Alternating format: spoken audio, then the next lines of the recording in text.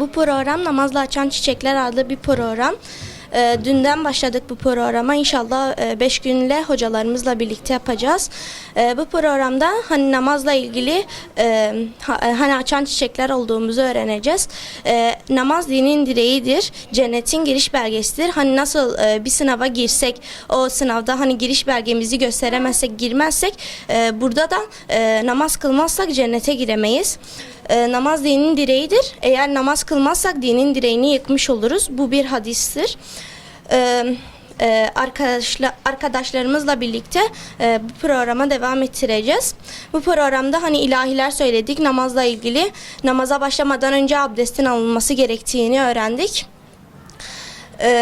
Hazırlık çalışmalarımızdan biri abdest almak. Hani namaza başlamadan önce abdestli olmamız lazım. Vakit, niyet, onların girilmesi lazım. Onun için hani namaz kılmalıyız.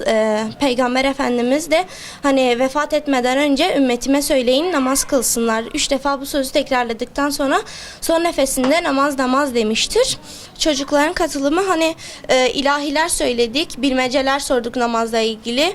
Hani hocalarımız hediyeler dağıttı. Güzel hani katılıyorlar, ilahiler söylüyorlar, şiirler okuyorlar.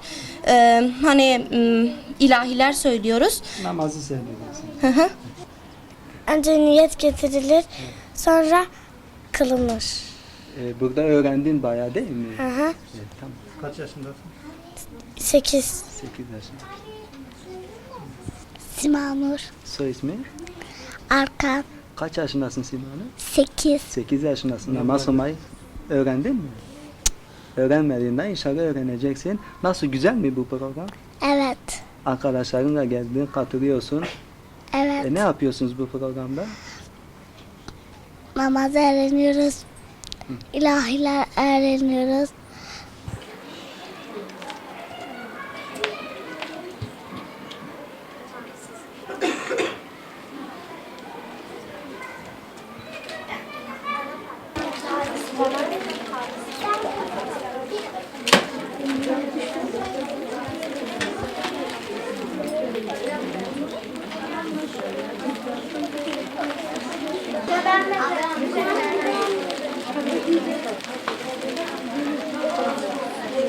Çıkabilir.